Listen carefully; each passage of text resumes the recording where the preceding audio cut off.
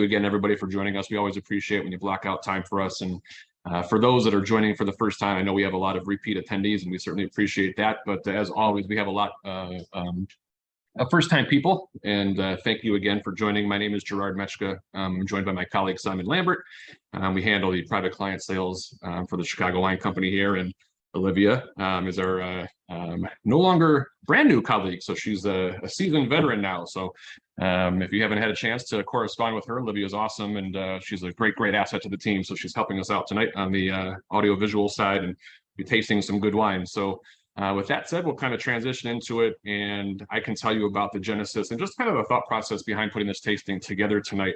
When it comes to California Cabernet, really the world is our oyster. There's so many options to choose from. There's so many different directions that we can go.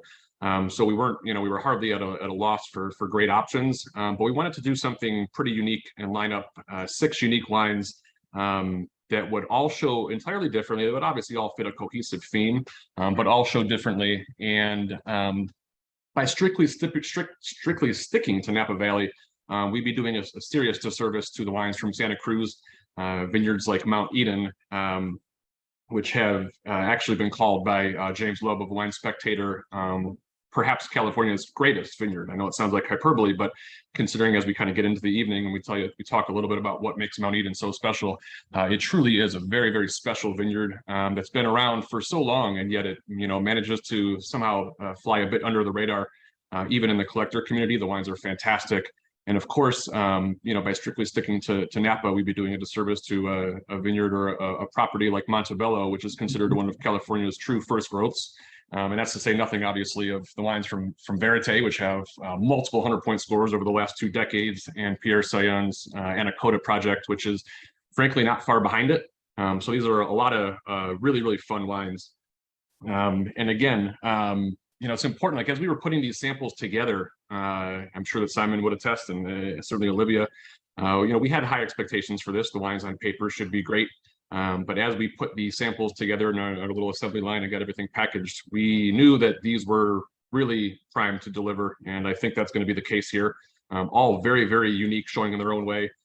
We have 3. It's interesting because we have, even though it's a California Cabernet tasting, we get into a little bit of technicalities and semantics as it pertains to California winemaking law, which is, for those that aren't familiar with the kind of the 75%, 85%, 95% rule that exists in California winemaking. And by that, for a wine in California to be labeled Cabernet, it has to have a minimum of 75% of the Cabernet grape. That's not to say that it can't be rounded out with other grape varietals, as often is in some of the Bordeaux blends. So a wine can be labeled Cabernet and still incorporate other grapes. So that's the 75%. The 85% means that it has to come specifically from that AVA, American Viticultural Area, which makes it, it's designated, it's regulated, and it makes it very singular and unique. And believe it or not, that 95%, it's very, again, this is where you really get into a technicality, but that 95% refers to that for a wine to be labeled with a given vintage, it has to have at least 95% of the grapes from that given year. Again, so infrequent that you would see, especially at the top end of the wines that we're enjoying today, that would ever be an issue. That's just more of a legality. But that 75%, 85%, 95% rule at least gives you a frame of reference. So we have 3 100% Cabernets today. We also have 3 wines that are labeled as Cabernet, but do have some other Bordeaux varietals blended in, and we'll get into those specs and technical details a little bit later. And we also have, I was telling Simon just before we started, it's not something that as we organically put this tasting together, we always strive to pick wines that we think show the best of California, that are balanced, elegant, certainly reflective of California in the New World, but balanced wines and elegant. We don't have any, quote unquote, fruit bombs in this tasting, and that's evidenced by the fact that we have, just looking at these that I shared with Simon before, the alcohol by volume, ABV, for all the 6 wines right down the list: 14%, 13.7, 14.5, 14.3, 13.5, and 13.9. So these are New World wines, but these are hardly the full throttle, high octane California wines or California Cabernets that you sometimes see especially in Napa Valley. Quite frankly, they can be 15% above, sometimes pushing 15.5 and upwards of 16%. So while a lower ABV hardly makes for a qualitatively better wine, there's absolutely something to be said for the level of balance and elegance that we're likely to see in these wines today.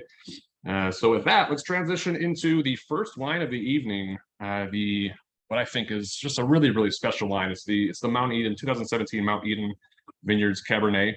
And this comes from the Santa Cruz Mountains AVA. That is, Olivia, if you could bring up the little AV to show us where the Santa Cruz Mountains AVA is. So Santa Cruz has played a really pivotal role in the history of California winemaking. Ever since the founders, the originals, planted the first vineyards, actually transplanted cuttings from Burgundy. And as you can see, it's just south of San Francisco Bay. And if we're looking dead north, as you can see in the smaller image, Santa Cruz is going to sit basically just below Sonoma County and Napa Valley. So it is going to be south.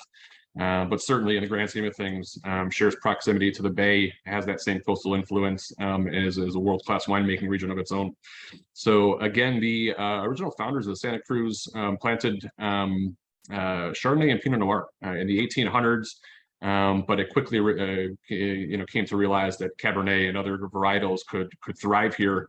It was officially recognized as an AVA, and again, an American viticultural area in 1981, the first California appellation to be defined by its mountain topography. So that's super unique.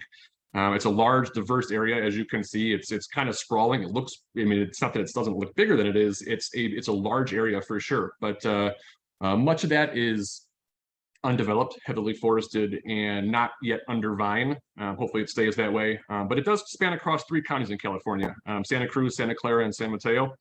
And the appellation by law, what makes it special is it follows the fog line along the Pacific coast, and it extends down to 800 feet and above. So that's what you'll see. It's the same way kind of with Howell Mountain as we get into the Dunn Howell Mountain. But these are appellations that are not defined necessarily by rivers or political boundaries or anything like that. These are defined by the elevation. The elevation is what makes Santa Cruz Mountains, Howell Mountain, and some of the other mountain appellations in California so unique. So the warm days and cool nights create the perfect environment for long, slow growing seasons.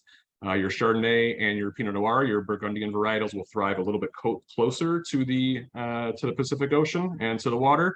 Your Cabernet and your hardier red wines, your bolder red wines, are going to need a little bit longer ripening. They're slower ripening grapes, so they take a little bit longer to come to full maturity, and those are typically grown a little bit more inland, and that's certainly the case with the Mount Eden Cabernet. So even though Mount Eden does grow some other grapes, the Cabernet vineyards are certainly, they are in the warmer pockets of the vineyard, get a lot of sun exposure, and a little bit more inland than, relatively speaking, than the rest of the estate. So some quick history about Mount Eden, and by all means, it's important to say, I'll get into tasting the wines here, but let's certainly swirl and enjoy the wine as I talk here.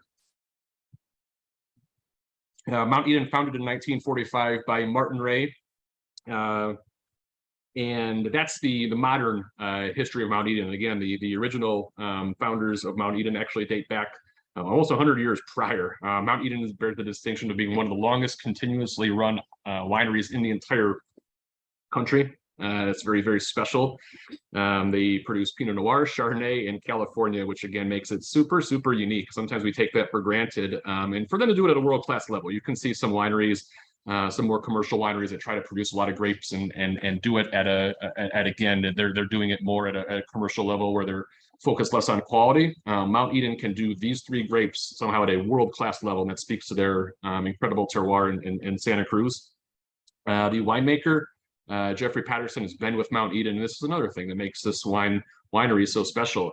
He took over he assumed the assistant winemaker role in 79, took over as head winemaker in 81.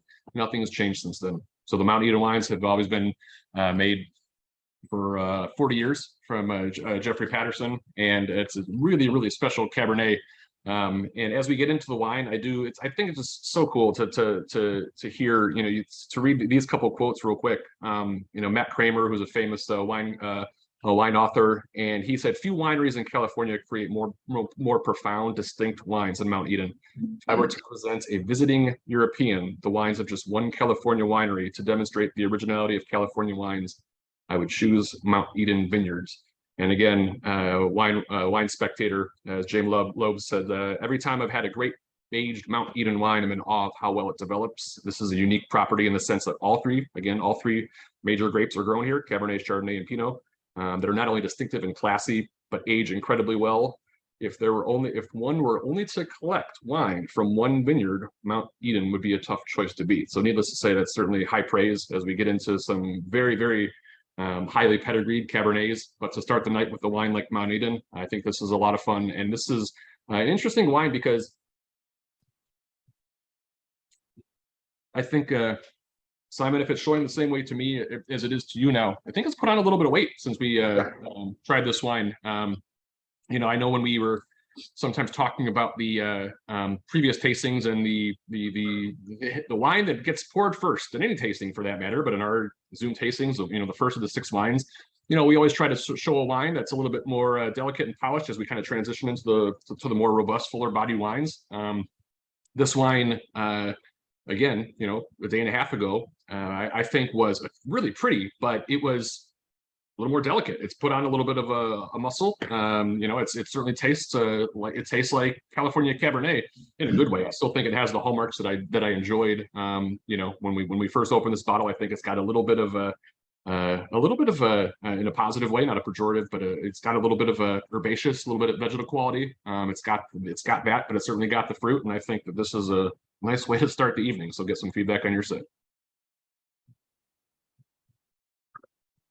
It's for those of you who didn't realize, but obviously you received the samples. Most of you received the samples yesterday. We opened and poured the samples into those bottles for you Monday afternoon. And as you can see, when you opened the bottles, they were topped up to the very top. So from the bottles to those sample bottles, so minimal exposure of air prior to you opening them this evening. I actually popped mine and poured mine about half an hour, about 5:30, hoping we'd start at 6, but there we go. So mine's got even a little bit extra air now. And I think that with all of these, if you still have them in the bottles right now and you have the glasses available, it's worth pouring them and letting them open up a little bit right now. I think this is lovely. I mean, I'm very impressed with Mount Eden's wines in general and have been for as long as I've known them. I think their Cabernets are elegant, refined, very, very approachable, even when they're young. This is a little bit tannic now still, but that tannin will definitely soften and will, I think, show extremely well. And as Gerard mentioned, they also grow Chardonnay and Pinot Noir. And I've had not too much exposure of their Pinot Noirs, but their Chardonnays are phenomenally good. So if you have never had Mount Eden Chardonnay, certainly look out for it because it's well worth buying. I think this is a really, really nice way to start the evening. I think this is a textbook Mount Eden Cab, honestly. I think it's really, really nice. And I think that it's stylistically going to show a little bit different from, or I anticipate it showing a little bit differently than the Montebello. Montebello smells much different, and I think I'll be interested to hear what you have to say about that. So Simon, why don't you tell us about the iconic Ridge Montebello? Ridge Montebello. So Gerard was referring to the oldest continuously operating vineyard in California. But I think the founding of Ridge may beat that, though there was a hiatus. Ridge was founded in 1885 by a prominent doctor in San Francisco who bought land up on the top of the Montebello Ridge, I think with a view to escaping the summer in San Francisco and getting away. But he also, at that time, planted vines, mainly Cabernet Sauvignon. And in fact, the first vintage that was produced at Montebello was in 1892. There's 3 quite unique levels of the ridge. And Olivia, if we could skip to the picture of the, excuse me, of the vineyards itself. If we, next one, there we go. And if you look at that photo or picture, you can see 2 things. You can see that the ridge with the San Andreas Fault to the left, you can see the Pacific Ocean off to the far left, which is only 15 miles away. And then right up in the top right-hand corner of that top picture, you can see San Francisco. So you can see the proximity to the city, to the inland, to the bay, and to the Pacific Ocean.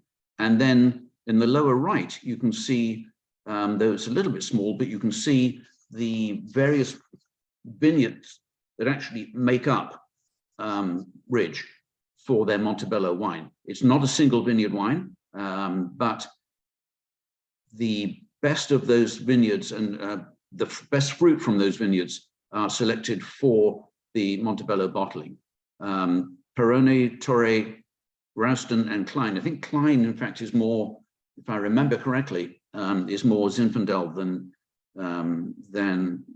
Cabernet. It used to be called Jim Samar, I think.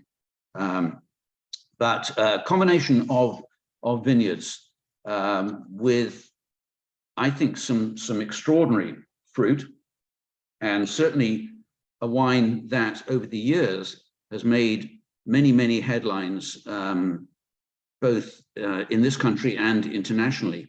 In fact, for those of you who have heard of the tasting that was held in Paris by the late English wine merchant Stephen Spurrier back in 1976, a selection of various California Cabernets and Bordeaux wines, all tasted blind by a panel, most of whom were French. And the wine that was voted #1 at the end of that tasting was from California. It was the 73 Stag's Leap Cask 23. The 71 Ridge Montebello was also in that tasting, and this was up against Mouton and Latour and some other extraordinarily good chateaus by name. 71 Montebello came in very honorable 5th place. That same tasting was repeated 30 years later with the same vintages, the same wines, was held both in London and in the States at the same time. And then, excuse me, and then 71 Ridge Montebello came out as the winning wine. So great pedigree, great history behind it. The I said 15 miles from the Pacific Ocean, at a height of between 1,300 and 2,700 feet, and you can see in the bottom right the gradation of the land as it moves up towards the actual winery itself and the visitor center. 19 was an abundant rainfall year. Warm spring created ideal growing conditions, and with the exception of Merlot, the vines offered a very big crop. Long summer ripened out all the varietals until early October, when the harvest took place. The selection of the wines that go into the final bottling in this vintage 2019, Montebello had 41 separate samples of wines that they'd made from their vineyards, and they tasted through those 41 separate samples to make the final blend, which ended up being 82% Cabernet Sauvignon, 9% Merlot, 8% Petit Verdot, 1% Cabernet Franc. So pretty good, solid Bordeaux style blend.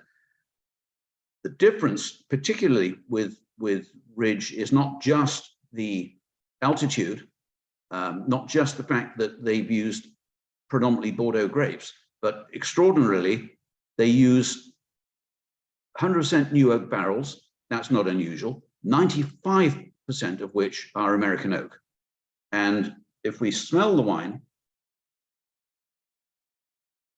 you can really pick up what I always associate with American oak of an aroma of vanilla on the nose, which I also, this would throw me if it was in a Rioja tasting.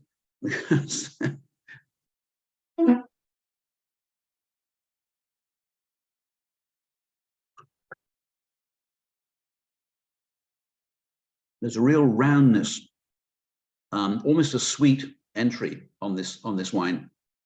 Nice acidity, Good tannins. I think the tannins are not quite as apparent as with the Mount Eden. They're a bit softer. I think the Mount Eden's tannins will integrate well. But I think that that this wine is really showing extraordinary. It's almost exotic, I think. It's big scores: 99 from Suckling, 98 from Bello, 98 from Decanter Magazine, 97 from Wine Advocate, and so it goes. It's as Galoni said there, exotically ripe fruit, not a shy wine by any means, but atypically opulent. That's the word I think I used. Exotic and opulent.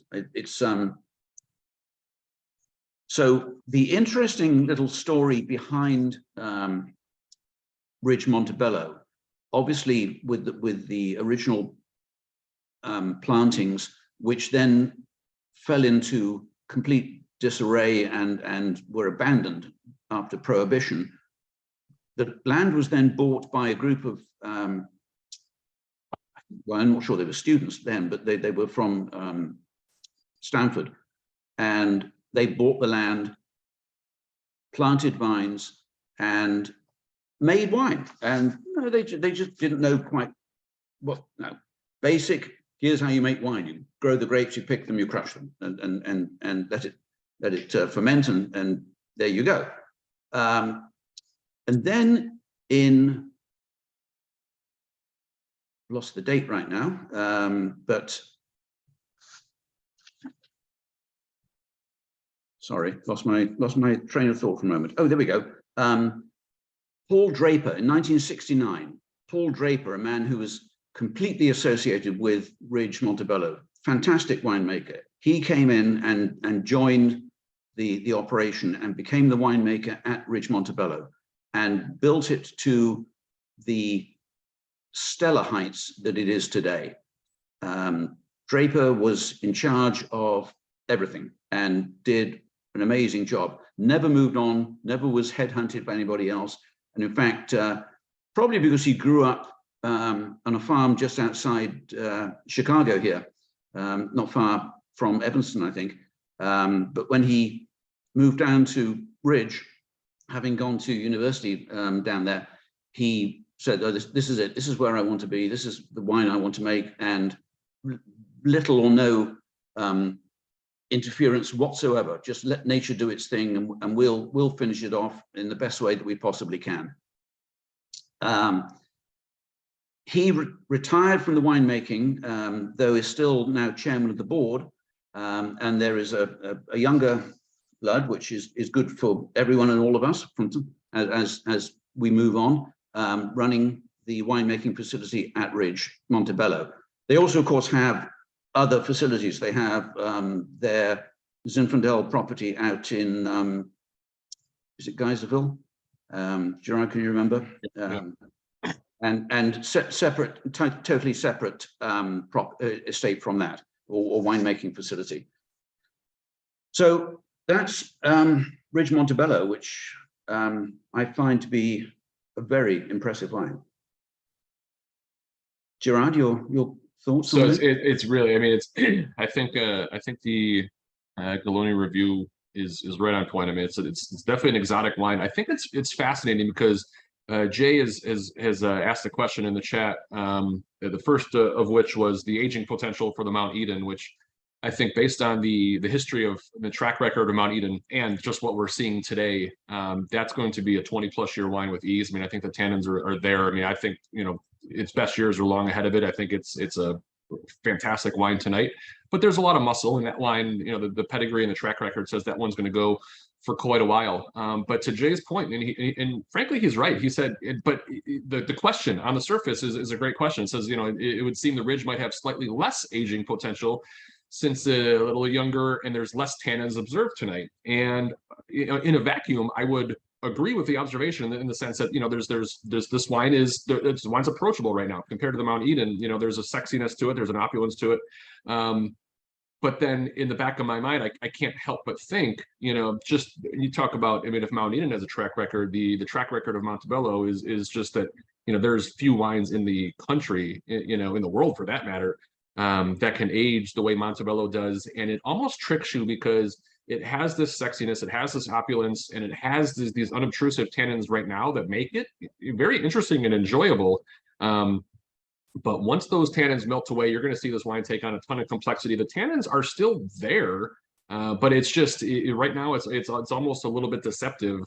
So I by no means would call this, not an age-worthy wine, especially because I'd be spitting in the face of 40 and 50 years of history to think that, to think how well we here and ourselves, I mean, can certainly vouch for it. That Ridge Montebellos from the 80s, the early 80s for that matter, are still drinking as well as any wines in the world. So the track record and the pedigree says that this wine is going to go for quite a while. I have no reason to doubt that. But to Jay's point, I think right now there's an undeniable sexiness and just kind of approachability to the wine that compared to the Mount Eden, I think the Mount Eden just has a little bit more muscle. I think that the Ridge, at least today, a touch more opulence. So.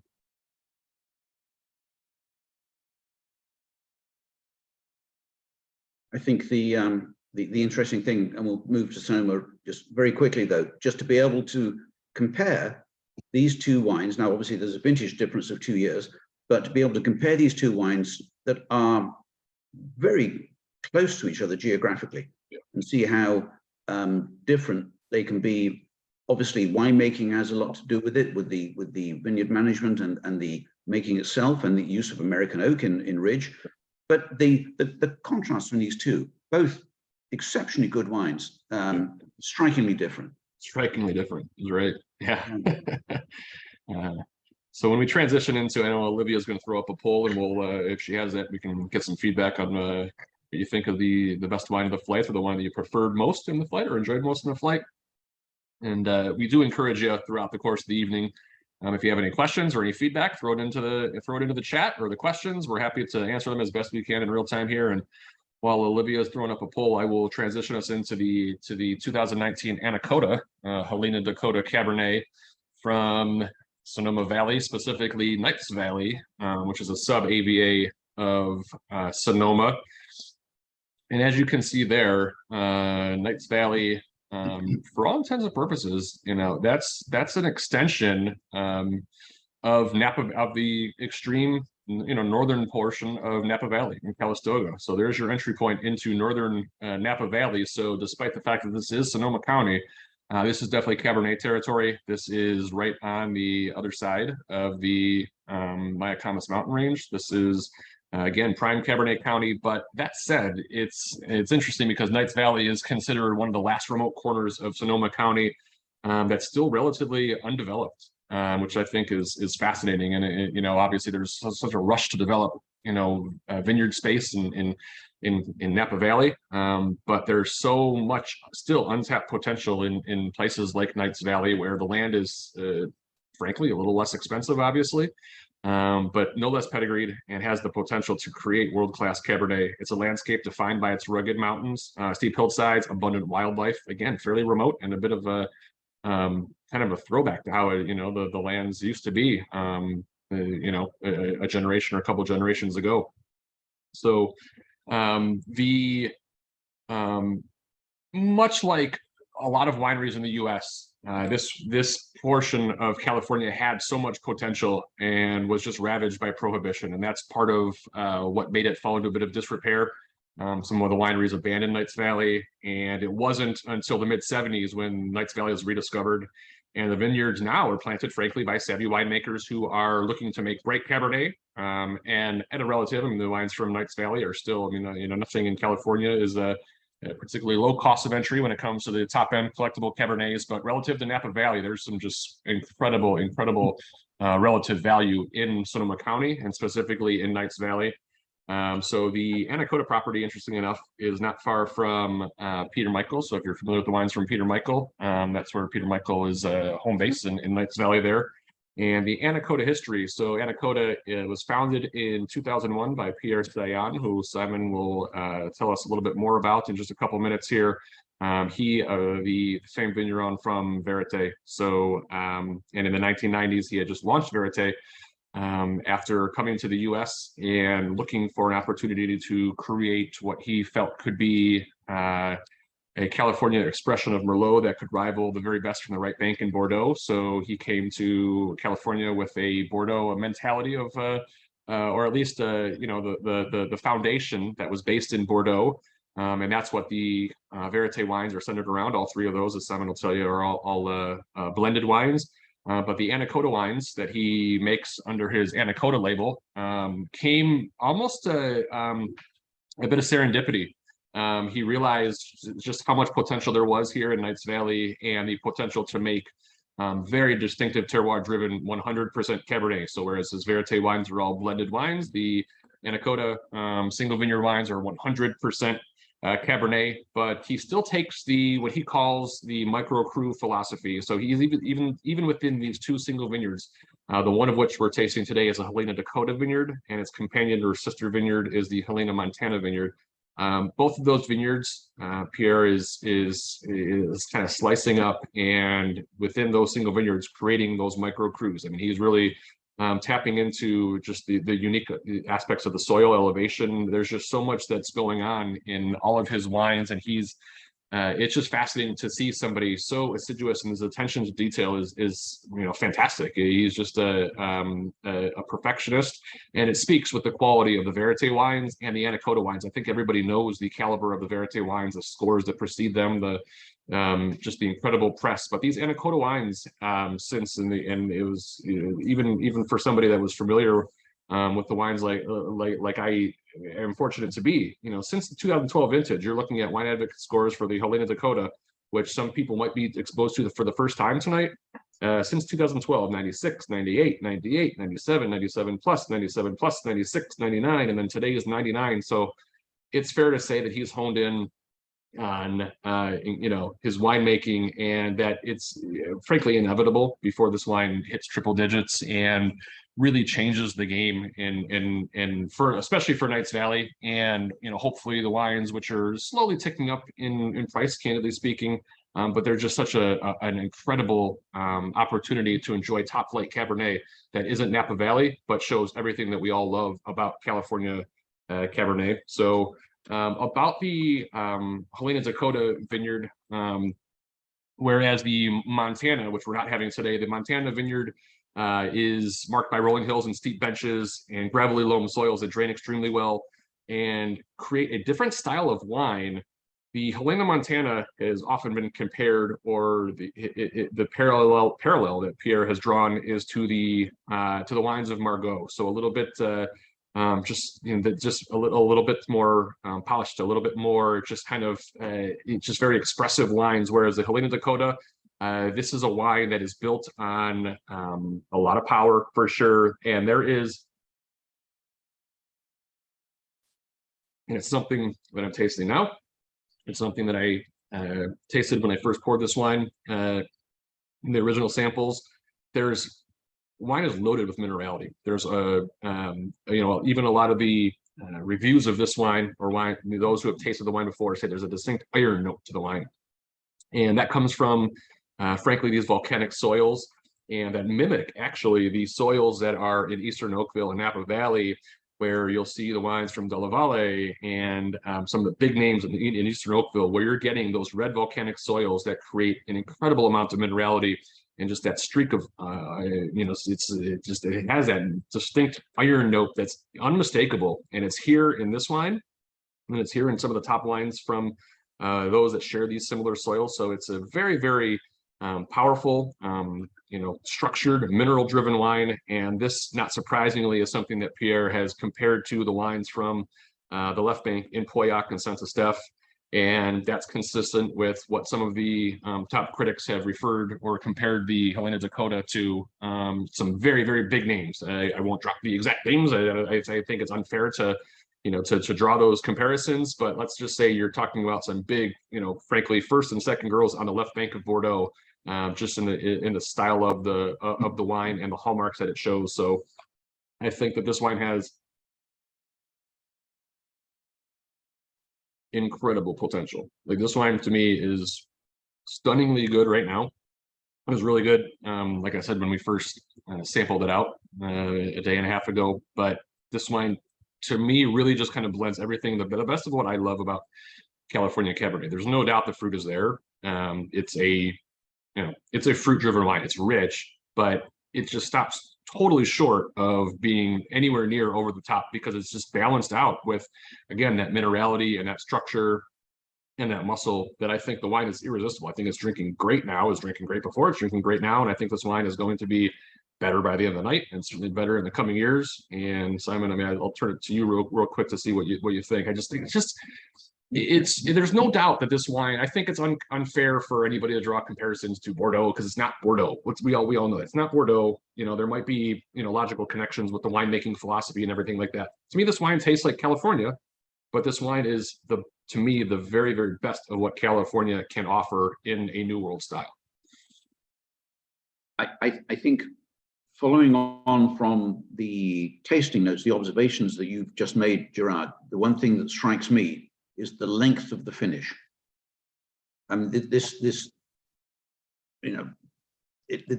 fullness in the mouth. There's this, you taste it, you swallow it, and it goes on, and it goes on, and it stays there for a considerable length of time. I may have missed, did you mention, is this 100% Cabernet, or is it?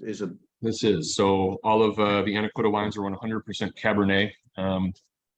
And yeah, from two distinct, not contiguous, but very close by vineyards, but 100% Cabernet. Yeah.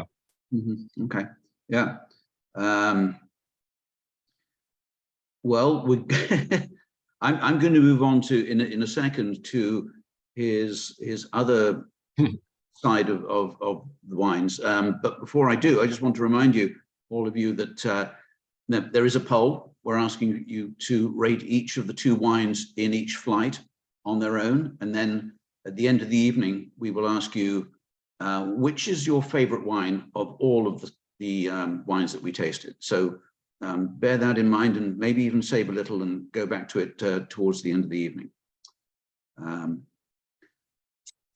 Shall we move on, Gerard? Or... Yeah, okay.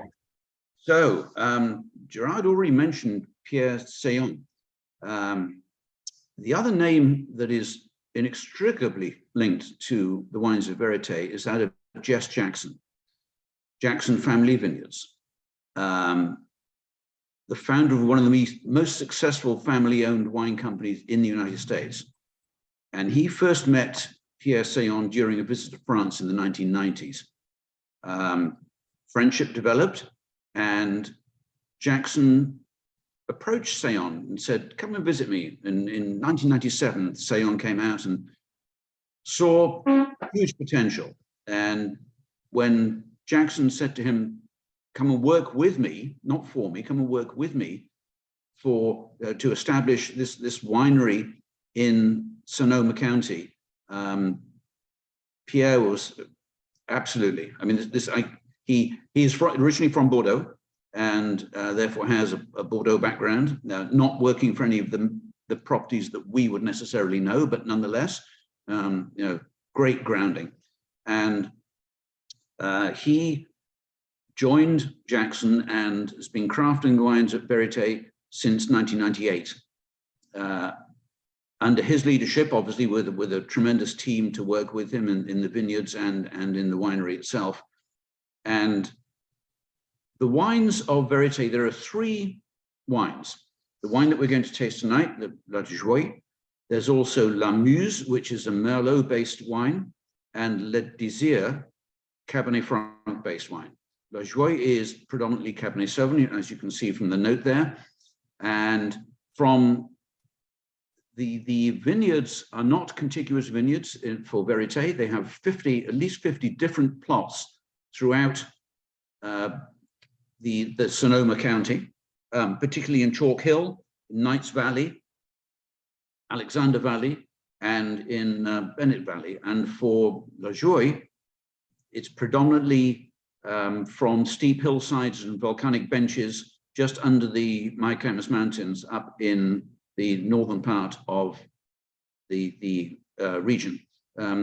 Olivia, if we could just pop to the vineyard map of Verite. We can come back to him, a happy looking man. There we go.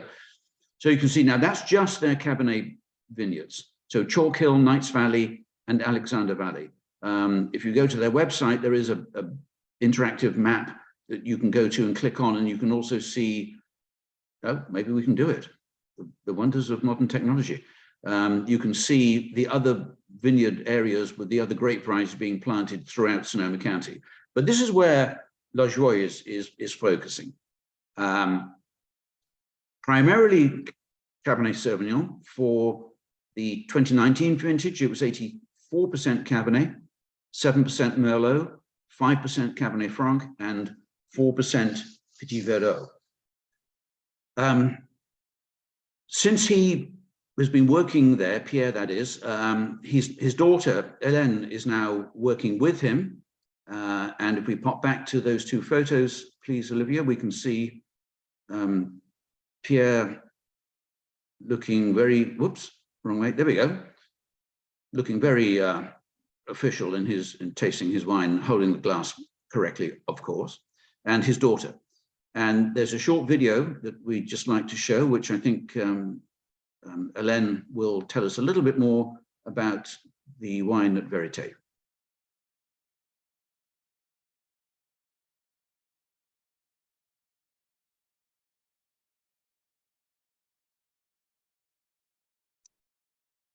There's also some shots of the various soils throughout those various AVAs, which may come up first, but either way, we will, I hope, get to them.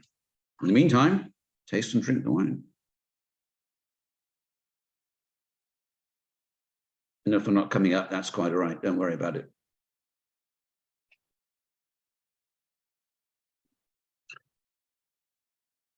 So again, there's a wow, that's quite a mouthful.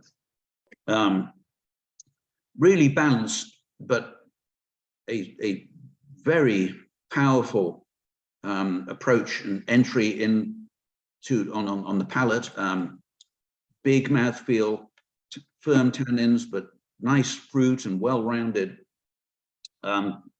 Very balanced, I feel, and I think it's a really interesting wine that will certainly benefit from considerable aging.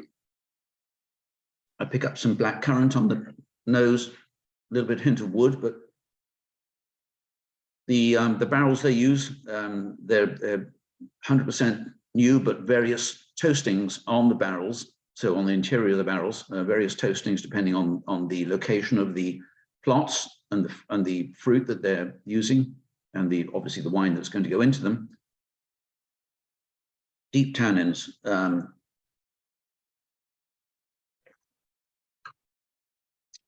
I think it's a beautifully framed wine. It's got everything going on there.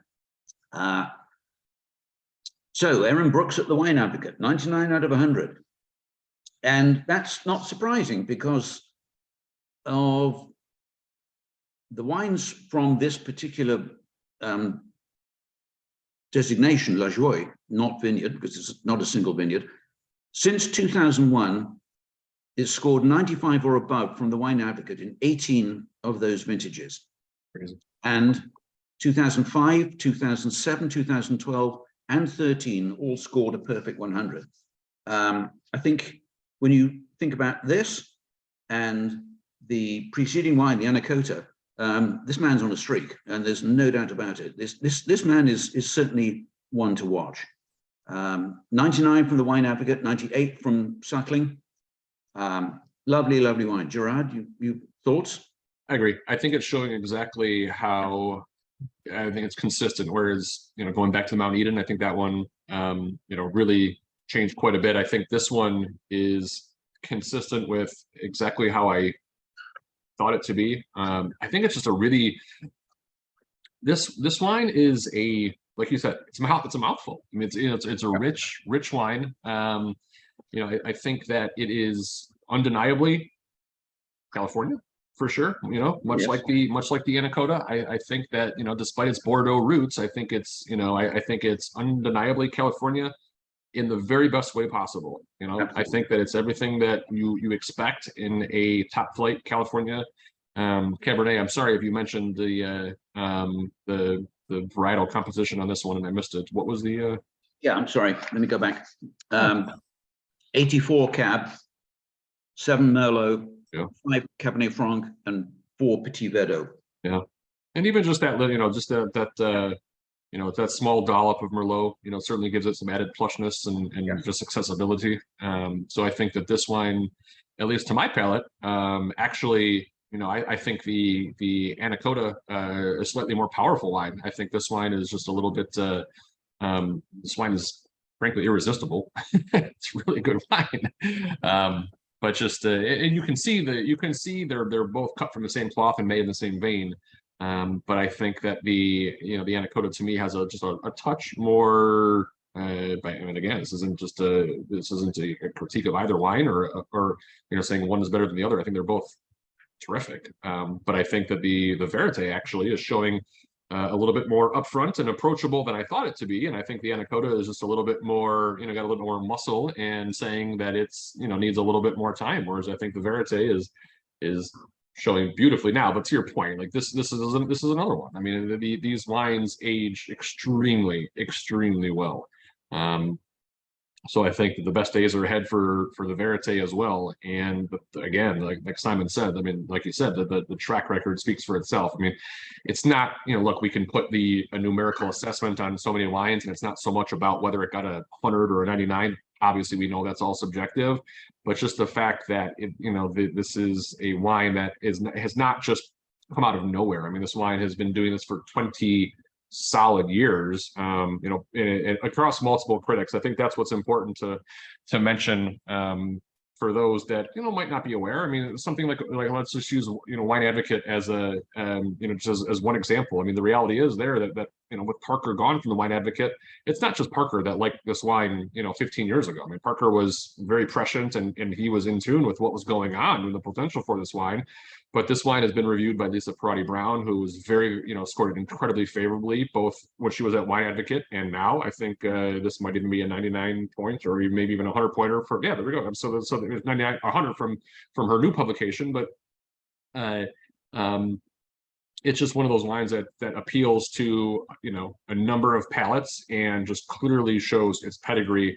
Today we're tasting the Joie, but, whether we be tasting the Desir or the Muse, I mean, these are just top flight wines across the board, and it ultimately comes down to a matter of preference. I know that those who have seen our offers, we've been fortunate enough to receive an allocation where we can offer the mixed 3 packs of each individual wine, which really just shows, I mean, how like Simon mentioned, I mean, Pierre is just a fantastic winemaker who knows how to work with a Cabernet based wine, a Cabernet Franc based wine, and a Merlot based wine, and this wine is every bit as good as I was hoping that it would be. So it's fascinating to go back to the Anakota and just to not even retaste it, but just smell it after the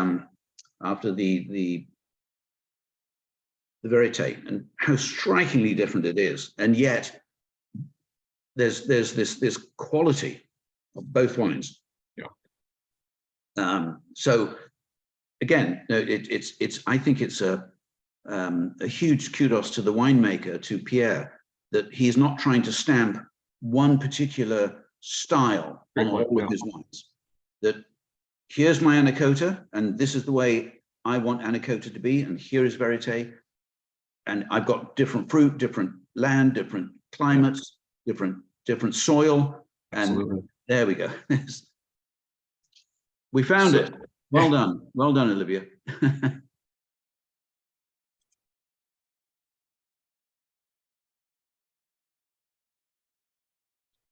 So we're halfway there. We're halfway there. He's not speaking in French, but never mind. We're muted on that, Olivia. But it's I think so. You can see the whoops. What have we got there? Let's move on, Olivia. Oh, there we go. But no sand. That's Helena, the daughter, who, despite having a French parents and sounds as though she was born in this country because she spent most of her time here, So Jay, his question said, can we comment on the reviewer and scorers? Is there a consistency among them, a bias for certain characteristics, or one to turn to for certain wines or AVAs? So obviously a lot of different ways we could go with that question. In terms of, the one thing I will say, and I might be taking this question a little bit in a direction that maybe Jay didn't intend it, or maybe it's exactly how he intended. I think it's fascinating to see that, going back 15 years, Parker was one of the first to appreciate the potential of this wine and called it. I think that, much like the way he, was kind of a bit ahead of the curve in certain aspects in Bordeaux, it was kind of the same way with, for some properties to watch in California. It's, it's like we take for granted that the obvious properties in Napa Valley. This is Sonoma. I mean, let's be honest. In 2023, there's still a little bit of a, frankly, fair misperception that Sonoma needs to, have in the pecking order of California Cabernets, that they need to slide in somehow second, perhaps, to Napa Valley, and that's in 2023. It's not to say nothing of what it was 15, 20 years ago.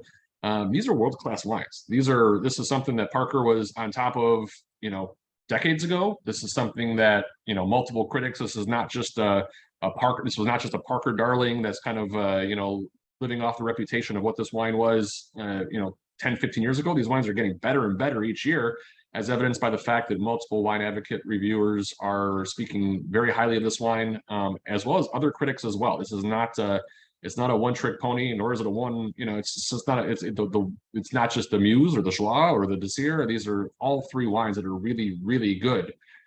Just trying to see if I can find anything else in that question. A bias for certain characteristics. I think I can't speak for their palates, but I think that all you can ask in a reviewer is I think that sometimes we take the overall review and we're all guilty of just kind of narrowing it down to just that numerical score. And I think it's super important to actually read the review, find the critic that aligns with your palate the most, and see what you can take, in the style of wine that they like, or the review. If you think the review adds some value to what you're looking for in that wine, the numbers are great. The numbers don't lie in terms of the quality of the Verite and all of the wines that we're tasting today. But I think that, I think that, frankly, the reviews, especially on the Verite and the Anakota, two of them across the board, have been right on with kind of picking out some very distinct characteristics. And just, again, speaking broadly, I think that's the most important thing, is just not narrowing it down to just that numerical score, kind of finding critics that you can pull a little bit of other information from that align with your palate, and kind of taking it from there, and then kind of making the judgment based if you think the wine is worth it to you. So that's kind of where I would go with that question there. Yeah, I agree entirely. I think that obviously the critics are there and give these numerical scores in the same way that the movie critics give 3 stars, or the theater critic gives 3 stars. Does that mean to say it's a movie that, because it gets 2 stars or 1 star, it's a movie that you don't want to go and watch? And some people will say, because it hasn't got 3 stars, I don't want to go and see it. Yeah. There's plenty of really, really good theater, music, movies out there that don't get the 3 stars. And similarly with the point scores. When I first came to the States and was not used to the 100-point scores, because back in the UK, it was out of 10.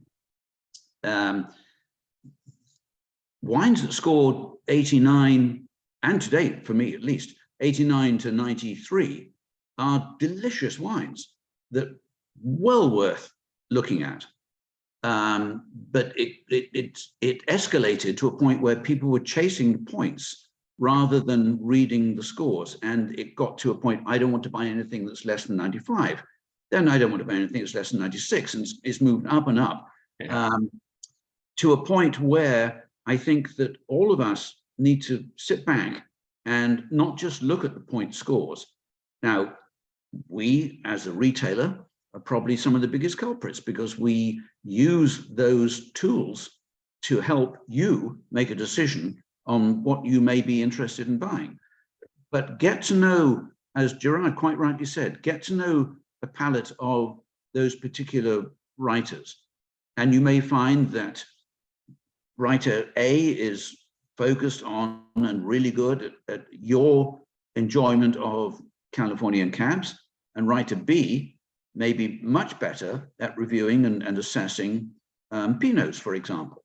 I don't think there's a one reviewer, and I don't think there ever has been one reviewer who can possibly cover everything and say everything can be rated on the same point scale. So it's a learning curve. I mean, yes, we look at them to guide us, no question about that. But if you find a wine that so-and-so gives 98 to, and you don't particularly like it, then either it's because you don't like that style of wine, or you don't particularly appreciate the way that person assesses the wine. Yeah. There's no easy way to answer that question, but hopefully we've done our best. Olivia, have you, sorry to interrupt, Simon. Olivia, have you had a chance to throw up the poll for the second round, and perhaps even give us some feedback if you have it, if you have anything that you can offer from the first round as well? Anything on your side?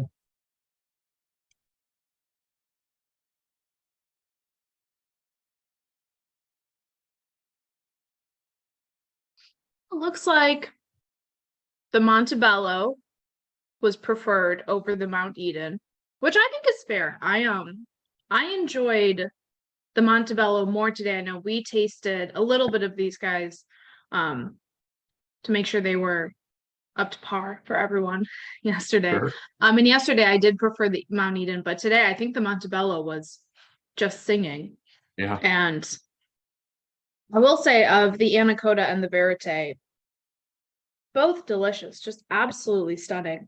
I prefer the Verite, but I will throw up the second poll right now. Well, so for those that are voting, if you do not vote Verite, you are no friend of Olivia's. But because we're in Chicago, you can vote more than once. Other than us, we can't. We're panel members and we're not allowed to vote. That's right. we're actually locked out. So that's right. That is true. So no, that's okay. No, you're welcome. Well, I will not throw my vote into the poll, but I think that I think that I would hope that my enthusiasm for the Anakota was, kind of conveyed through the screen and just organic. I think that both wines are excellent, but I just think that the Anakota wine is really, really impressive. And I think it's just a great example of why or how important it is to pay attention to what's going on outside of Napa Valley. I think everybody in the office, and for those that have worked with me for any length of time, know that I have a soft spot for Napa Valley. I mean, that is probably my my favorite region, maybe even in the world. But or at least the region that I'm most in tune with. But I think that what's going on outside of Napa is super, super interesting. I think it's important that we taste the wines the way we tasted them today. And something like Anakota is right on the cusp of really just kind of blowing up. And I think that for better or for worse, I hate to make it about a dollars and cents kind of thing, but it is one of those things where if you see the trajectory of where Verite has gone, you see the winemaking team that's behind it, you see the scores that are the Anakota is getting, you see, I'm hoping that, again, I mean, everybody has their own palate. What's to say that mine is, right? I could be way off here, but I think that the wine shows beautifully today. And I think it's just a wine that is going to, in the very, very short term, get that elusive 100-point score, at which point, like most wines that do get that, triple-digit score, it kind of changes the game and the wines start to become priced accordingly. So in the context of higher end California Cabernet, I think the Anakota is a stunning wine. I think it's really, really nice. And that's to take nothing away from the Verite, which Olivia said she's dead on. It's an excellent wine. I just, my enthusiasm is very genuine for the Anakota. I think it's a great wine. So. Oh, I voted. Well, there we go. I just pulled the lever. There we go. So okay. So I'm not going to influence anybody here, but I actually voted for the Anakota because I think there's a freshness in the Anakota there's a liveliness that is just, to me, I mean, not that I'm putting down the Verite, absolutely not. But there's something about the Anakota which just gets the juices going. And it's lovely, lovely wine. Gerald, I'm going to throw a curveball at you because I know that I'm talking about the next wine. Yeah. But you have just said that your heart is in Napa. So rather than me introducing Napa, sure, why don't you go ahead and introduce Napa and then pass Opus to me? Yeah. Yeah. So Napa Valley is an incredibly diverse, even within the context of we're talking about, you know, a very diverse Northern California region that has, you know, Sonoma and Santa Cruz and Napa Valley. Even within Napa Valley, I think people don't sometimes fail to grasp just how unique Napa Valley is. It's one of, for all intents and purposes, one of the world's smallest world-class wine growing regions. And yet within that small span, which I believe in, you know, plus or minus a couple miles, it might be, you know, 10 to 12 miles north to south, and just a couple miles, you know, east to west. I know we're kind of looking at it on a bend here, but you know, if we were to kind of stretch this out a true north to south, you know, from Carneros in the extreme south to Calistoga in the extreme north, it's not a very long valley, nor is it a very wide valley. But within that, there's so much diversity, and it's kind of easy to understand when you taste the wines from the valley floor and the mountain ranges, that it's crazy to think that, you know, 30, 40 years ago, everything just was labeled Napa Valley. And that's just kind of the way that it was. And as you can see now, it's been very, very parcelized. It's been very regulated, because all of these wines, or all of these, for lack of a better term, colors, you know, represent the unique AVAs that have since been subdivided. And because they're all distinct in their own way, and they all have their own unique microclimates, create their own unique Cabernet, or other varietals for that matter. But it's just, it's such a misconception to consider Napa a homogeneous region, and for people to think that all Napa Cab tastes the same way. I think that, you know, those who have tasted enough wines certainly know that that's not the case. But it's also important to understand, to at least try to appreciate, like, why certain Cabernets from certain pockets of Napa Valley, whether it be the valley floor or the mountains, or, you know, something in a more southerly location as opposed to northerly, you know, why those wines taste the way that they do. Soils, I mean, you can get really into the nitty gritty of it and get into the wine, super wine geeky stuff, but at its core, the wines from the valley floor, which is that little stretch in between the Mayacamas Mountains on the western side and the Vaca Mountain Range on the east side, the mountain wines are just so much different. And I suspect that that's going to be, we've again tried to organically select two wines that will show exactly what I'm kind of talking about there, in terms of the Opus 1, which comes off of the valley floor in Oakville, and the Dunn Vineyards Howell Mountain, which of course, as the name indicates, comes off of the mountain range in the Vacas. So with that, I will pass it back over to Simon, and, you know, we can get into the more specifics about each wine. But it's just fascinating. It's a very super diverse region that right now we're getting into, you know, 0.002 of Napa Valley, and you could line up 20 different wines from Napa Valley that would all show differently. And it's just important to understand that this is just not a homogeneous region. It's a world-class wine region that every wine is capable of showing entirely differently. But today we, of course, are trying two of the very best, and certainly one of the most iconic wines that just, this label here, I mean, just alone, the wine itself is quite literally recognizable across the world. This is not contained within the domestic market. This is something that, you know, you can hand this wine or show this label to somebody on the other side of the world and they would recognize it. So with that, I'll turn it back over to Simon. Thanks, Gerard. So the genesis of Opus 1 goes back to the early 1970s, when Baron Philippe de Rothschild, owner of Chateau Mouton Rothschild, plus a couple of other little wineries, met Robert Mondavi. I think they were both on vacation in Hawaii at the time. And they got chatting and decided that they would really like to try and work together and put out a wine that would be a collaboration of old world and new world. And bearing in mind that New World Mondavi back then was one of the few, not the only, but certainly one of the few wineries in Napa that was really worldwide recognized. And it was only in 1966 that Mondavi himself built the iconic winery that we know today, no, not the Opus one, but that's okay. That's right. We'll wait in a minute. The mission style winery that is Mondavi, just off Highway 29, and very few other properties back then, or there were very few other properties back then that had any recognition. And Baron Philippe de Rothschild got together with Robert Mondavi and decided, yes, they were going to have this joint venture. Didn't even have a name for it back then. And I think they first came up with just a Napa something. I mean, it was not a significant name at all.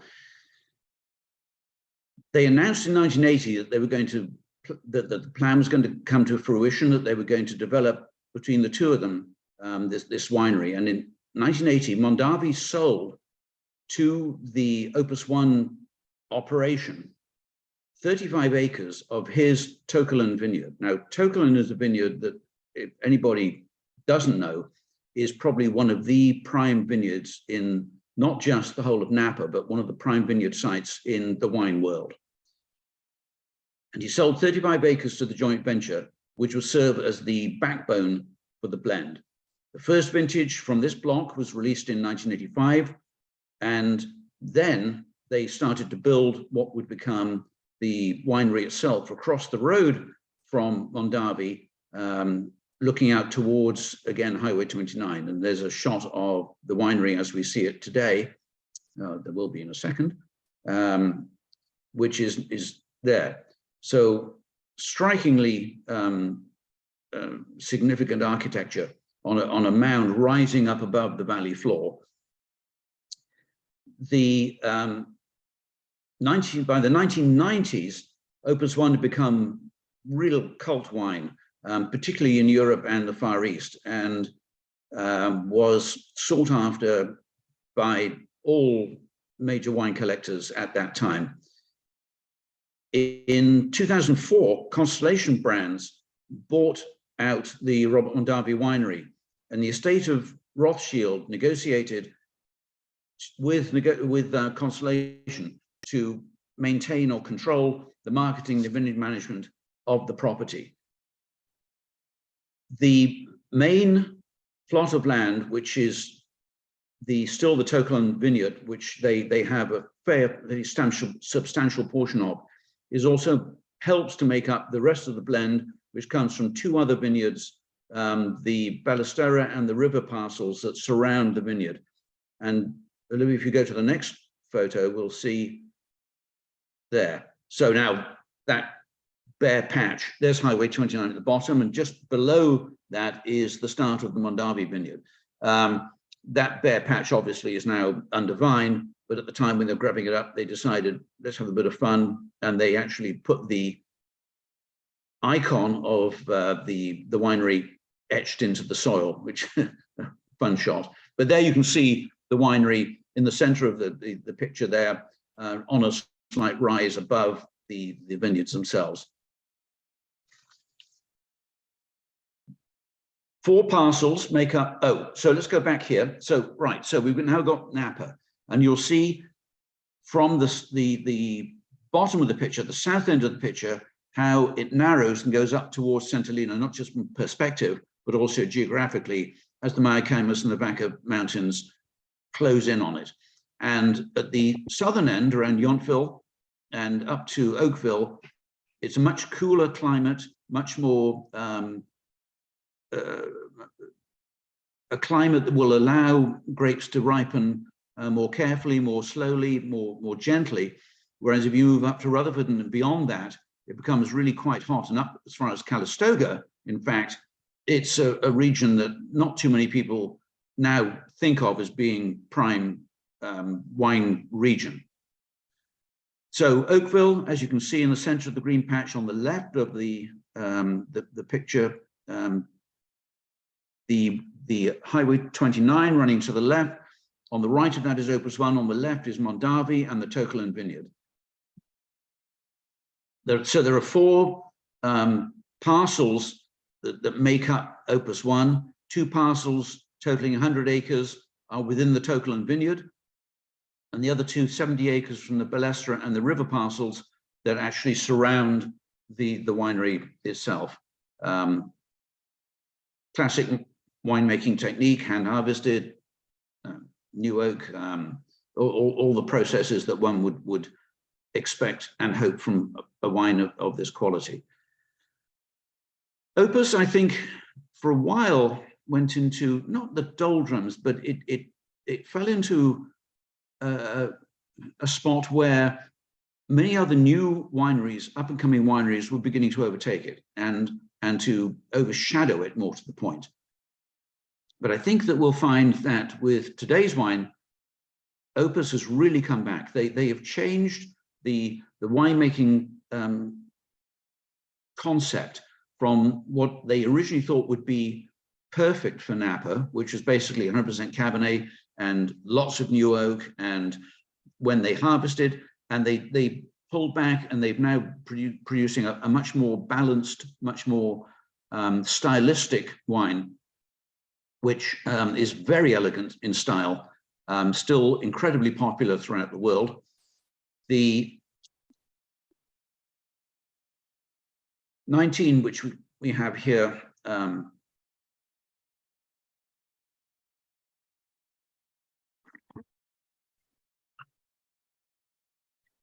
very silky tannins, quite bright and lively on the palate. Plenty of finesse, I think. It's, I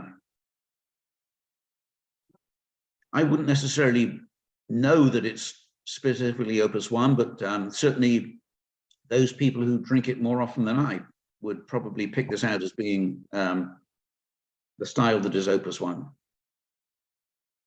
Wine Advocate scored this wine with 97 to 99 points. Suckling gave it 99.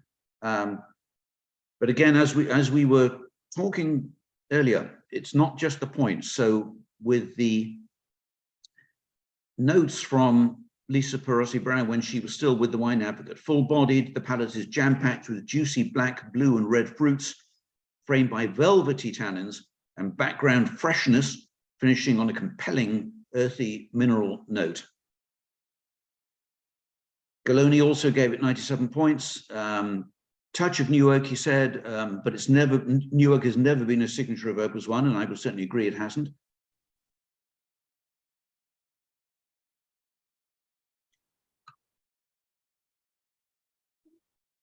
It's a dial back from the last two, particularly from the Verite. But again, this lovely elegance to the wine. I just want to make actually, Gerard, before I do, just your comments on the wine, your thoughts on the wine. Before to your point, just with my background, and having a little bit more, and certainly not, being fortunate enough to taste this wine in a number of different settings, not this 19, of course, but just other vintages. I think you've nailed it. I think that the style of the wine has been dialed back a little bit, and is more representative of a polished, more elegant side of Napa Valley, as opposed to trying to appeal to just a broad an audience as possible. I'm fascinated, actually, for as well as I know this wine and where it's kind of gone over the last 10 to 15 years to see, and it shows in the wine that the fact that this wine checks in not much above 13% alcohol, right kind of in that middle. I think that was 13.5. 13.5, yeah. In the context of Napa Valley, and certainly in the context of wines from Oakville, on the valley floor where the wines can get ripe. I mean, let's be honest. I mean, there's a lot of big names that are in, neighboring vineyards that are pushing well above 15%. So this is a concerted effort by the winemaking team to make a wine or make a Bordeaux blend that's just shows a different, more elegant side of Napa Valley. And again, I mean, there's no doubt that the wine shows its New World hallmarks and it's a California wine, but it's a nice polished example of really nice California Cabernet. And again, the blend on this one, Simon, did you mention before? I'm sorry. I did not. It's 70, make sure I got the right wine. Hang on. 78% Cab. Yep. Yeah. 8% Merlot, 6% Petit Verdot, 6% Cabernet Franc. Oh, it's there. Sorry. And well, my note says 2% Malbec. Let's do the math quickly. This is 102% of grapes. Yeah. Yes, exactly. Yeah. But again, led by the Bordeaux influence, Yeah. though, Sure. they're not trying to make a Bordeaux wine. So Gerard just touched on the elegance of this wine, which is really interesting when you consider how significant the Tokelin Vineyard is to this particular property, and how there are other owners of land in Tokelin whose wines, brilliant though they are very much the other end of the scale when it comes to intensity and richness. Think of Paul Hobbs, think of Schrader. And you put Hobbs or Schrader up against this, Yeah. and I mean it's like night and day. It really is, yeah. And in fact, the Tokelin Vineyard itself is quite a story. Gerard knows better than I, because he's our California expert. But Opus 1 owns land in Tokelin. UC Davis owns a little bit in Tokelin.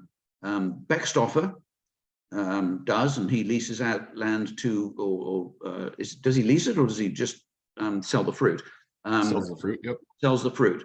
McDonald, which is a name that you don't often see, but watch out for it, because if you do see it, it's Tokelin.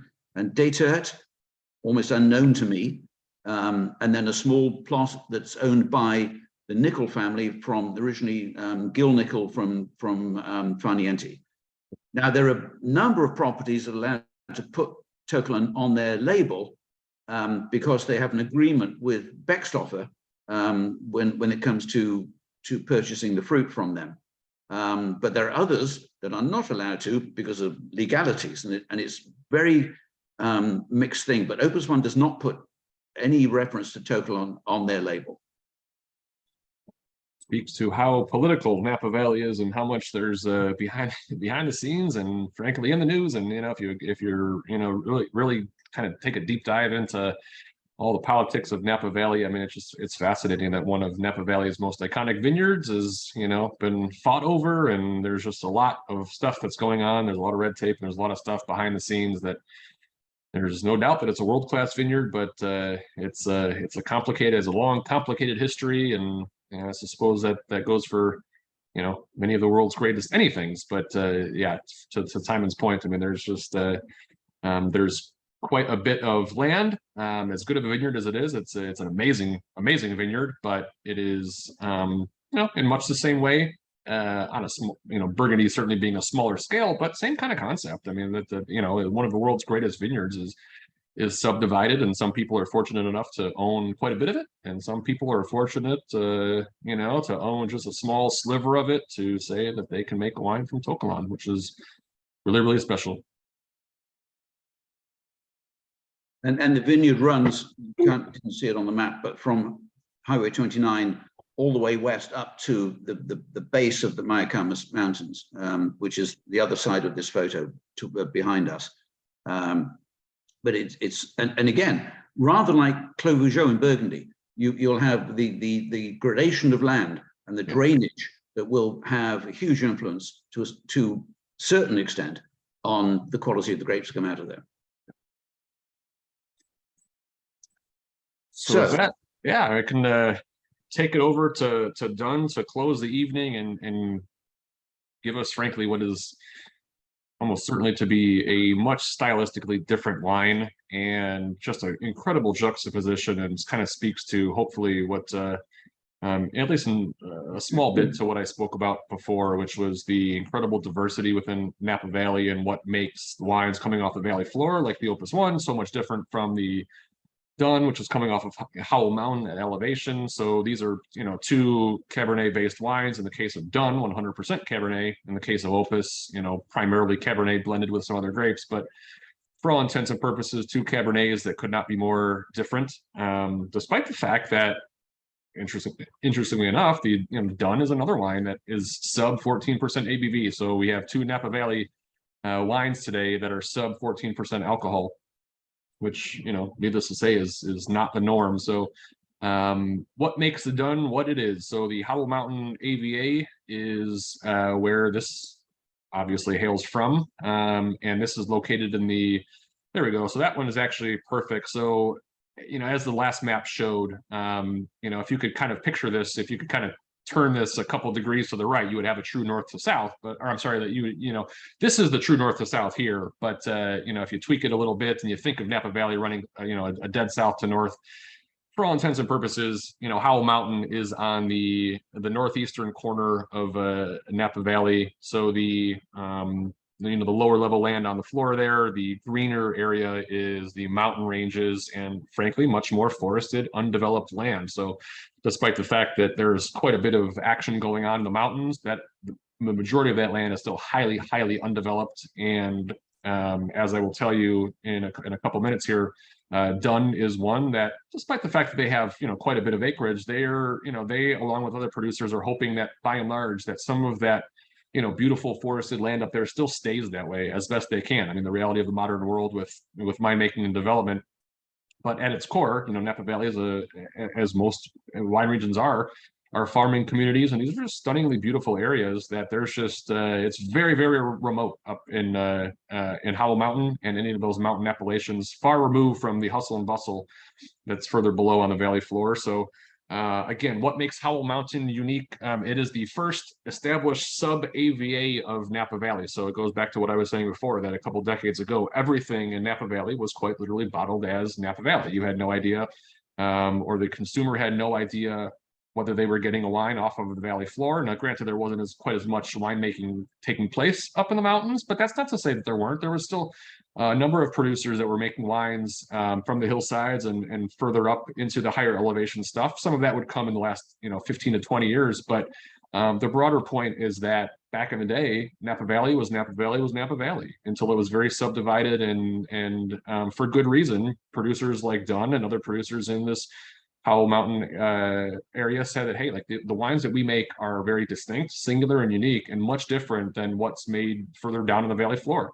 And that's no different than the producers in Oakville, which is where Opus One comes from, saying that, hey, our wines are much different than what is produced in neighboring Rutherford or St. Helena nearby. So it's considerably well defined up in Howell Mountain. And so what defines a Howell Mountain wine? And that is a wine that is made at a minimum of 1,400 feet of elevation above sea level. So you're getting quite a bit of elevation on these Howell Mountain wines. It's not a wine that's defined, or the Howell Mountain AVA is not defined by necessarily, again, political boundaries or a river or anything like that. It's saying that to be a Howell Mountain designated wine, you need to be at 1,400 feet elevation above sea level or above. And that is kind of what makes that wine. Anything below that, even though it may be technically on, as part of that mountain range, it would then therefore have the Napa Valley designation. So that is what makes Howell Mountain unique. And then just a little bit about why that matters. Olivia, if you could maybe show the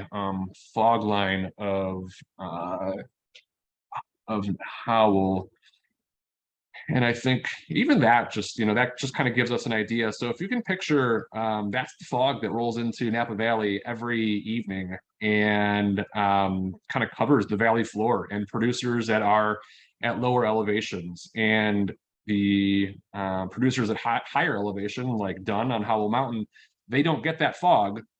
So the climate is much different. It's not that it necessarily makes the wines better or worse, just decidedly different, because the daytime temperatures, like Simon mentioned, up in Calistoga on the valley floor, very, very warm. They get that fog at night to cool it down, but you're getting huge shifts. You're getting 85, 90, 95 degrees days that can be 40 degrees cooler at night. So you're getting a huge shift in temperatures from daytime to nighttime. The producers up top don't get as hot during the day, and they don't get as cold during the night. So there's just a narrower band of temperatures that allow the wines, the growing seasons, to be a little bit longer and the wines to ripen differently. So that's the biggest thing. So what makes the wines on the floor different from the mountains, the growing seasons, and the way that the wines ripen over the course of 3, 4, 5, 6 months over the course of the season.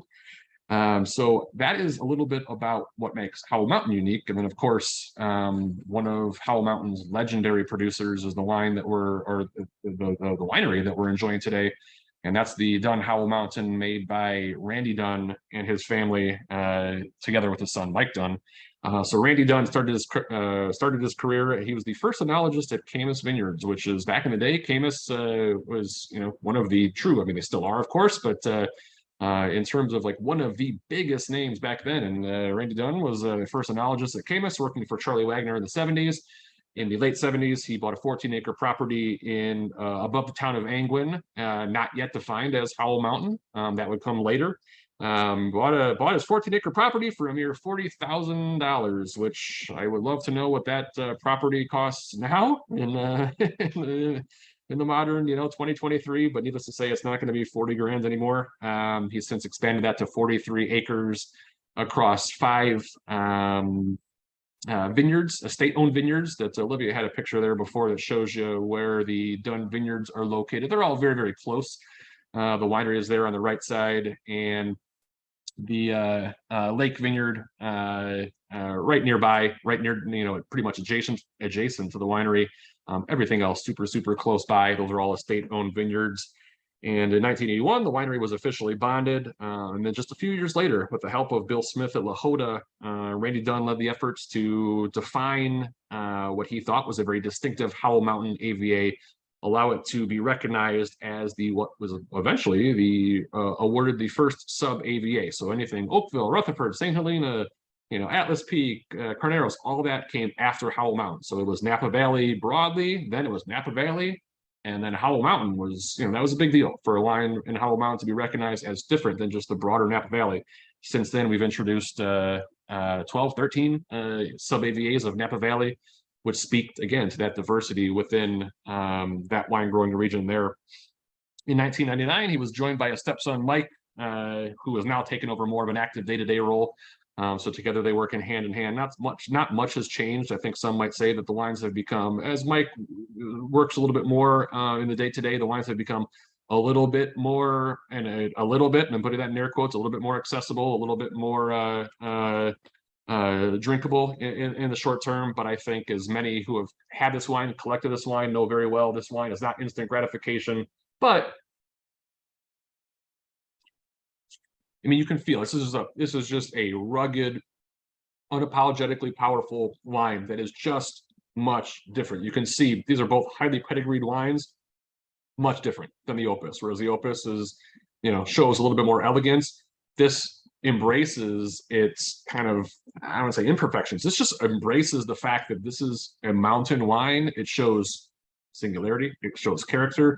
I think that anybody who has collected or had enough Howell Mountain Cabernet over the years would agree that Dunn is one of those few producers that's almost immune to vintage variation. The great vintages are great, but the so-so vintages, if you forget about them, for a little bit in the cellar, they will turn into really, really unique singular wines, much the same way as Diamond Creek and some of those other mountain producers. And I think that is the hallmark of the Dunn wines. I think they're highly respected both within California as they are on the other side of the world. I think that the European wine trade respects Dunn as, just a very, very classic, classically made Cabernet. These are just powerful wines. These are built for the cellar. These are not built for instant gratification. We're trying them today, and we were confident. And I think that this wine is actually a little bit more. It's all relative. I mean, not much more. It's more open than it was when we first, put the samples together.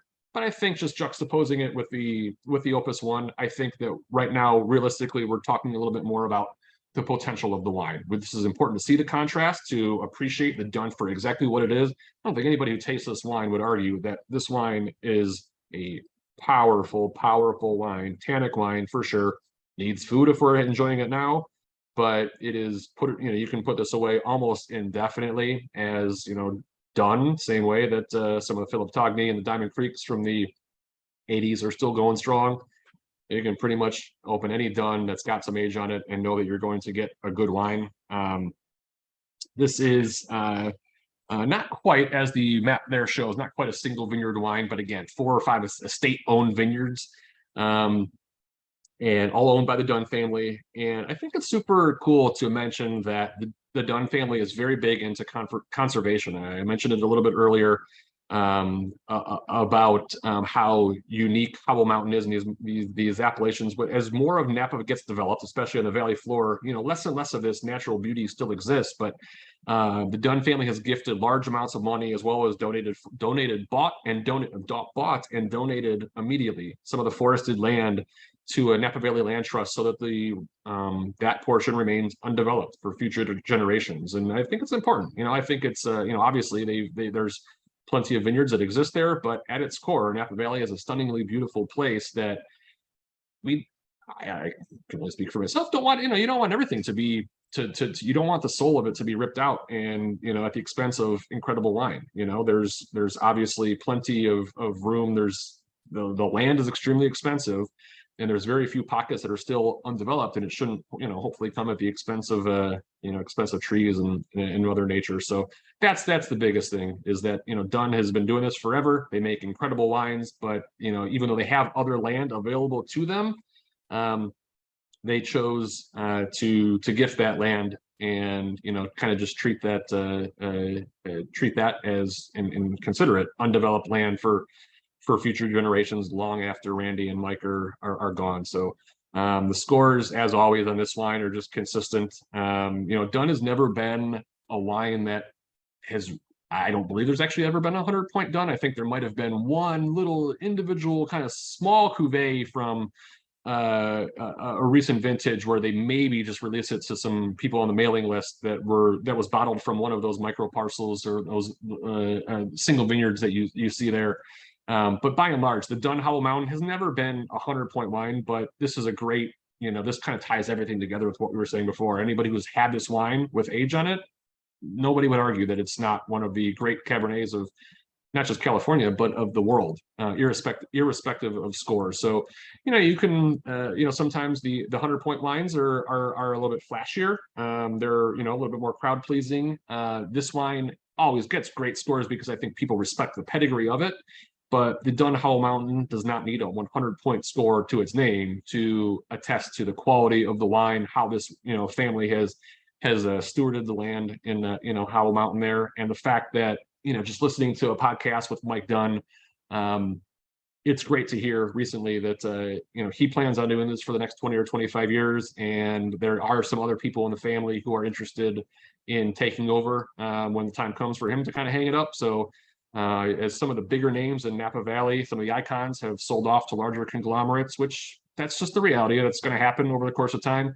It is good to hear that for the time being and for the foreseeable future, Dunn is going to remain in the family hands and still be one of the icons in Napa Valley. So I think it's a great way to end the night. I think it's a stylistically completely different wine from the Opus one. So it'll be interesting to see, how when Olivia throws up the poll, how the votes go. So Olivia, throw that one up and get some feedback. But Simon, I'll turn it back over to you for a second and get some feedback on your side on this one.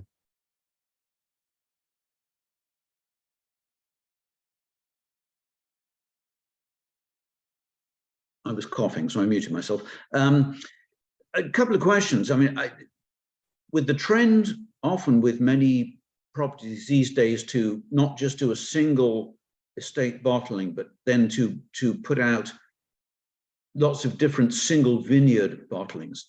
Is there any possibility, and I would not want to see it, but do you think, is that something that Dunn might consider doing? It's interesting. So, to that point, that speaks to it's a good question. It's an answer certainly that I can't speak to definitively, but I think that they take the approach much the same way that Chauve and the Northern Rhone and some of the producers in Barolo take, that the whole is better than the sum of the parts. The whole is, the whole of Howell Mountain is better than the individual, micro production. Yeah. Is that correct, or is that the best approach? We've tasted some wines that are much more site specific, and in past Zoom tastings, we tasted some incredibly small, like very, very distinct single block wines. That's just, the Dunn family seems to feel, at least in my estimation, that they want to show the best of Howell Mountain as opposed to, an individual site. So yeah, and that actually goes back to Verite, who will have 50 different plots scattered around Sonoma to be their one wine. Yeah. Over 20 years ago, I was at one of the New York wine experiences that was put on by the Wine Spectator, and Randy Dunn held one of the tastings there. And it was my first exposure to his wines. And I found them so aggressive, so tannic, so difficult to get my head around.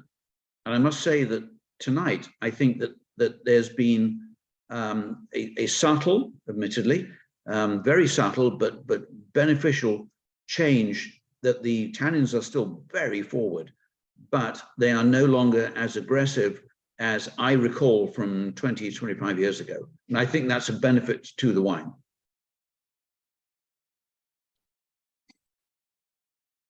So changing the location, had a little issue with the power. So we're back. We're back in action. So a little different, different. But I caught what you said. And couldn't agree more. I think that's really speaks to. Look, there's always going to be a little bit of generational change, philosophical change. But the fact that Mike has been with, working side by side with his stepdad for well over 20 years now, certainly learned the ropes, and knows what it takes to make an authentic mountain wine. There's a little bit of subtle change, but it's not, this is not a, older generation versus newer generation Barolo issue or anything like that. This is, subtle. This is ever so subtle tweaks to make the wines ever so slightly more accessible. Dunn is always good. The DNA of Dunn is always going to be what it is. There's really never going to be a way to make this wine super sexy and opulent. I mean, there's just the climate's not going to allow for it. Certainly wine, the Dunn family does some things to help the cause a little bit, but by its nature, where this wine is grown, it just is not going to, even if they try to, even if they picked a little bit later and they change some of the things in the cellar, you might get at best a low 14%, maybe at best 0.5% alcohol wine that is still going to take time to come around. But I think that the trends say that, as I think the transition has been very, very, very smooth. And I think it's, based on, like I said, everything that I hear, that's not going to be any different in the future. So Dunn is always going to be done. So, and I think that's good for them. Good for them, and good for Napa Valley. So yeah. So I've had a chance to just, while you've been talking, just run back through all of my 6 wines and retaste them all. That Mount Eden has really opened up.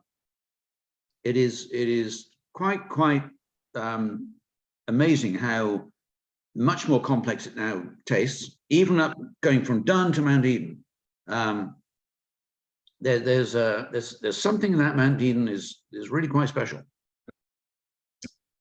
I think honestly all 6 wines did. This is one of those tastings where I think we're fortunate that the 6 wines we kind of knew, on paper we put everything together organically, but I think that the wines did exactly what we were hoping that they would do. They would show a consistent, they're new. These are very, very, very well made New World wines, they're all different, even within the same AVAs. I mean, especially with the Mount Eden and the Monte Bello, for all intents and purposes, being fairly close neighbors. I mean, they're not separated by a whole lot of distance in the same AVA.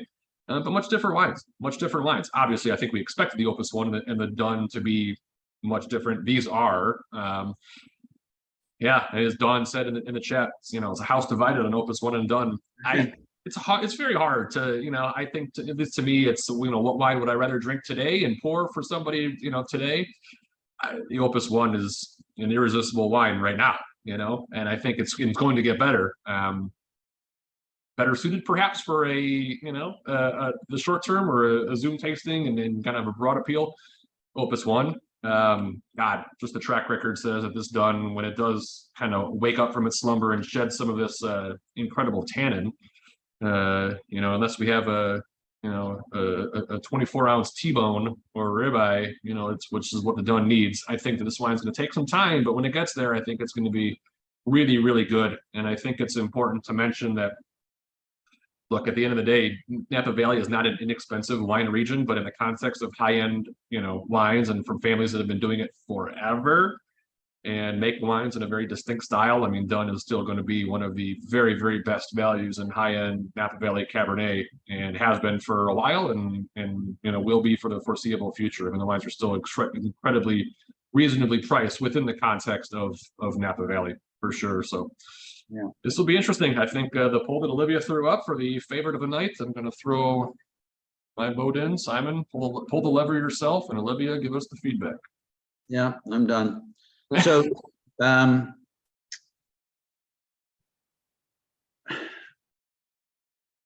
it really was very interesting. I mean, it's so often just people just clump all of California into one basket. Never mind Napa. I mean, it's no. Oh yes, this is a California wine for sure.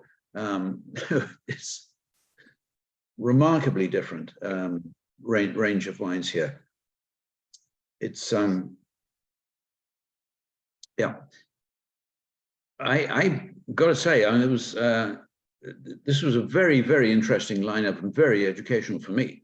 And it's something which I always say, one of the things that I love so much about this business is that you never stop learning.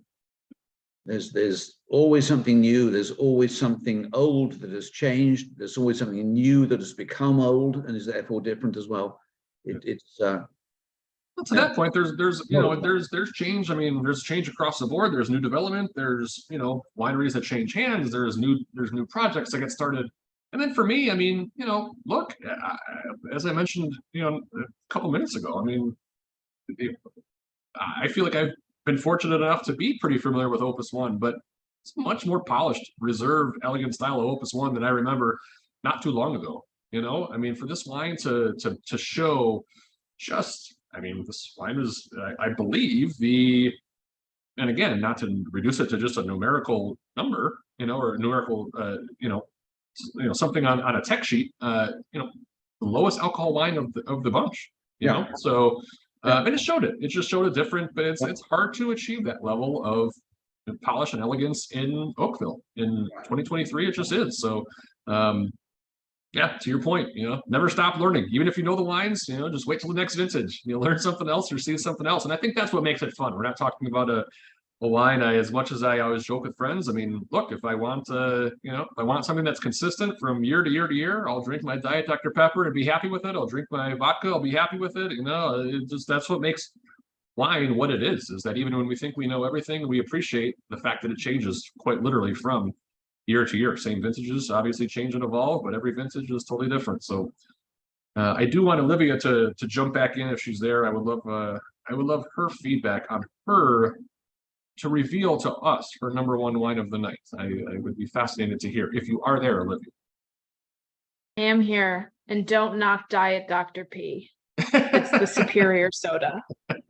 I'm mad. My favorite was the Verite. No one voted for it. But that's good. I think that's what is important about just kind of sticking to, like, hey, this is planting your flag and saying this is what I like. I mean, these are 6 really, really good wines. So we're not talking about wines that should be, the hierarchy is, the spread is very, very small between, what we might think is our favorite wine of the night.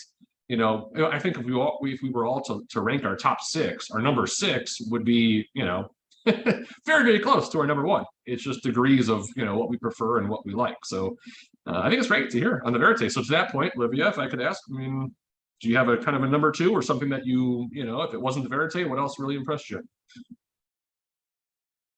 I think the Anakota, I mean, they were all delicious, and the spread is very, very small. Yeah. But I was most impressed by the Sonoma lineup tonight. They were my favorite wines, and favorite used very loosely because they were all very, very good. I am a little surprised no one voted for the Mount Eden. That was a very close third because I really enjoyed that one. But yeah, the Sonoma wines I thought were just brilliant, little earthy, very lively, very aromatically interesting.